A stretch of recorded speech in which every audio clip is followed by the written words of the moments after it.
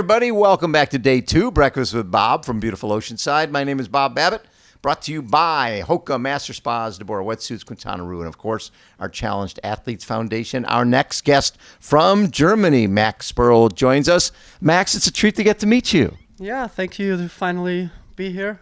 It's an honor talking to you. So, talk a little bit about growing up in Germany. Was your sport swimming, running? What was your first sport? Well, as a German, you have to play soccer. Huh? Of course, you have to play soccer. Yes. But yeah, my first competitive sport was running. Okay. And then I slowly got into triathlon, but I only learned to swim when I was 16. Oh, wow. So that's pretty late. Yes. And yeah, that's why I guess it took me a while to get on my feet in triathlon and find. So you start out thinking Olympics, thinking about potentially going to Tokyo. Yeah. Was it the swimming that was the limitation for you? Yeah. I think the swimming was always on my back foot. Right.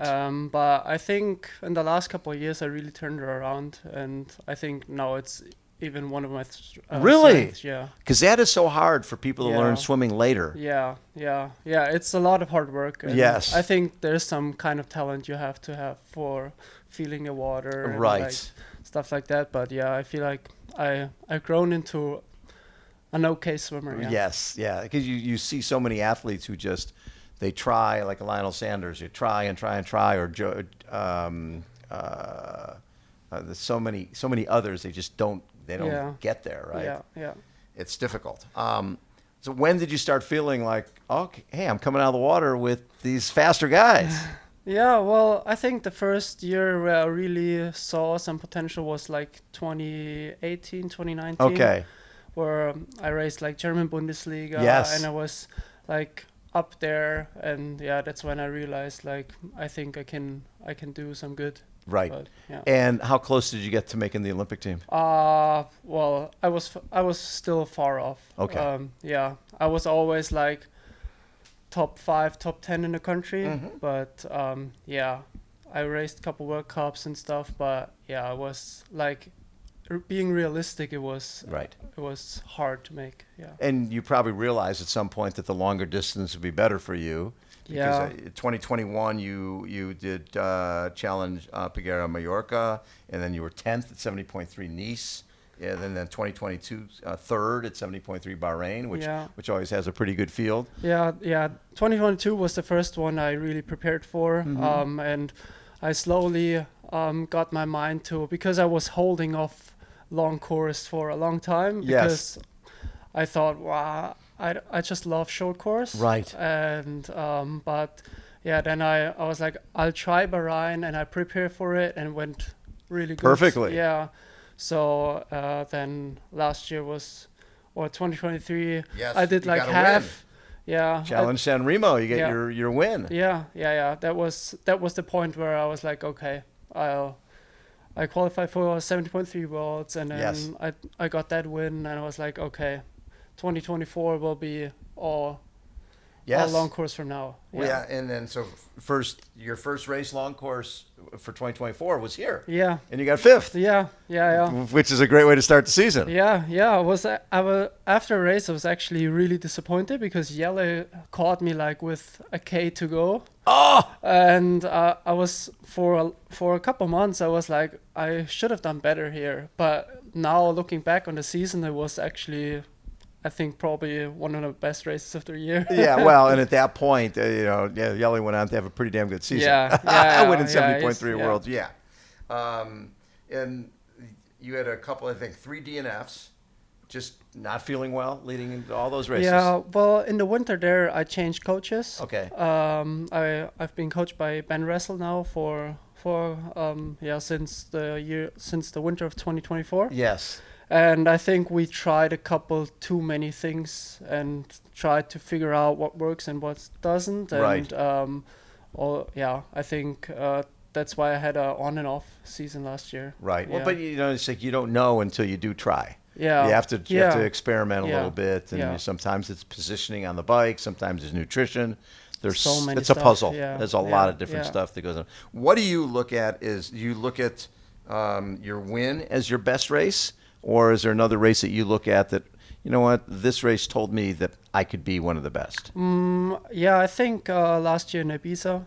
Yes. Yeah, I think that one, because I still made a couple mistakes, and I think with the same numbers and performance, I even could have gone better Yes. in the placings.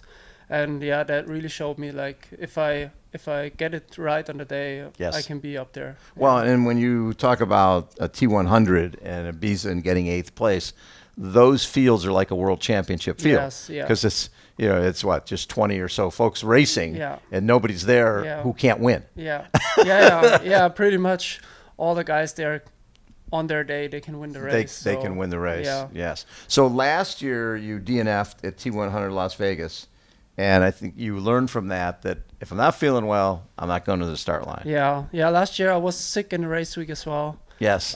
Actually, the last time I've been sick was this and now again. Oh, Oceanside last year. No, last year Vegas. Oh, Vegas was the race week. Yes. I was sick, and now Here. this year here again. So I think I had a horrible race in Vegas. Right. I just was not feeling really Right. good, and I think I learned the hard way, and that's why I decided to not race on Saturday. But sometimes you can learn from watching. It's hard. Yeah, it's yeah, hard because you want to be out there. Yeah, It's gonna be hard to be out there, but you can learn from that. And also, what you have learned is when it's not my day, I'm not going to the start line because I don't want to dig a hole. Yeah, This is a long season. It's a long season. Yeah, It's a long, and this is not some flat, fast course. No, yeah, I learned that it's really hard here. It's a very tough course. I was really tired after last year. Yes. So, yeah.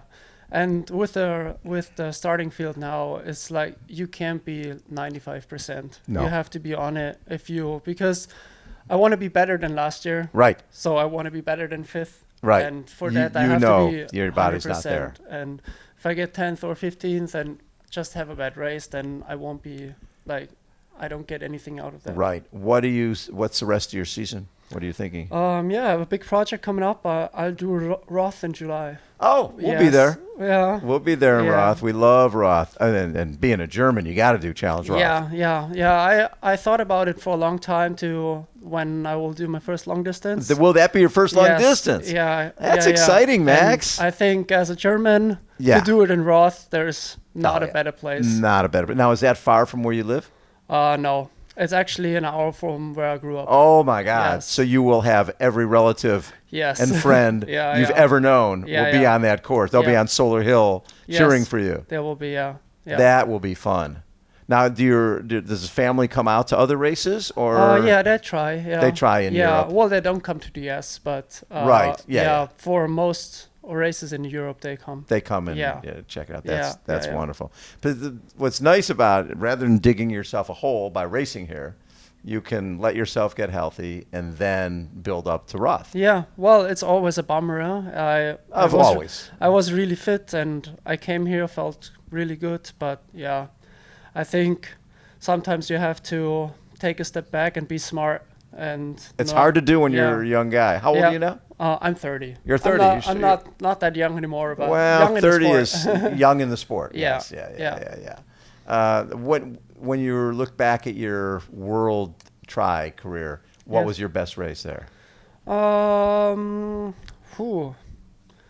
even remember. That's a different lifetime ago. Yeah. Well, I enjoyed racing the World Cups. I also did 1 year where I did the whole Super League series. Those are so fun. That was really good, yeah. But I don't think there's one race where I was really that was the one. But but those races, that high intensity, short distance, that stuff really helps for these races now because these races a lot higher intensity than they used to be. Yeah, I noticed that the first year I did the longer distance, I only did a couple weeks for specific prep, and I was perfect. Yes. And then I think for last year, what we did more longer stuff, and that was actually worse for my performance in the middle distance. Yeah, because you we need went the back speed. to high intensity. Yes, it's funny. We were years ago. I was interviewing a runner, U.S. runner named Alberto Salazar, who came from 5K, 10K to win New York City Marathon, Boston Marathon, and all the marathoners were like,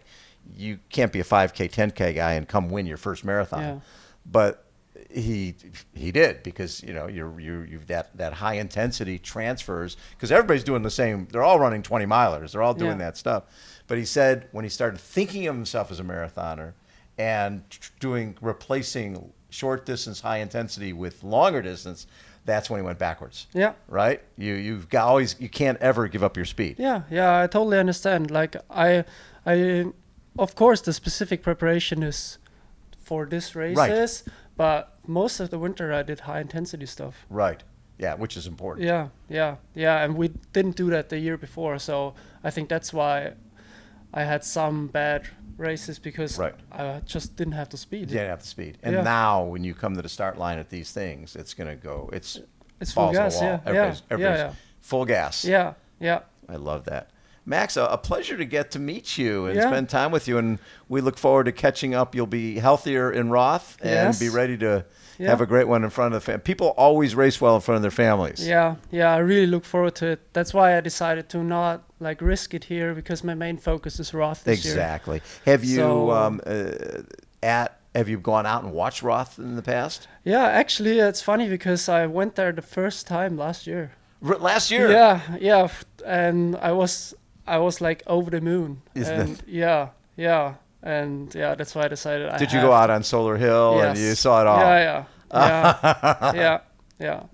Has your family been there?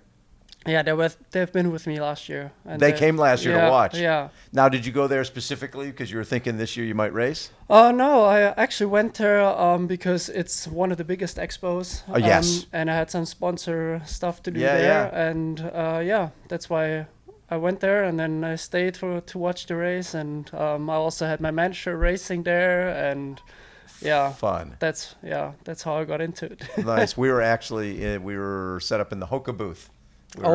Biggest one in the whole expo. Yeah, exactly. We loved it. Had this view of the expo, and it was wonderful. Yeah.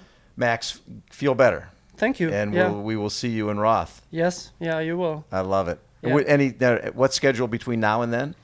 I might do challenge Summerin. We'll be there. Yeah. Well, we'll see you there. Yeah. Perfect. Perfect. You're gonna be tired of us. Yeah. No, I looked up where you are, and that's how I chose my schedule. Huh? Oh. No. Germans have the best sense of humor.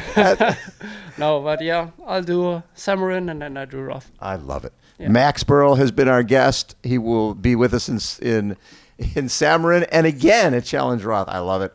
Again, Breakfast with Bob, Oceanside. Hold on, we will be right back.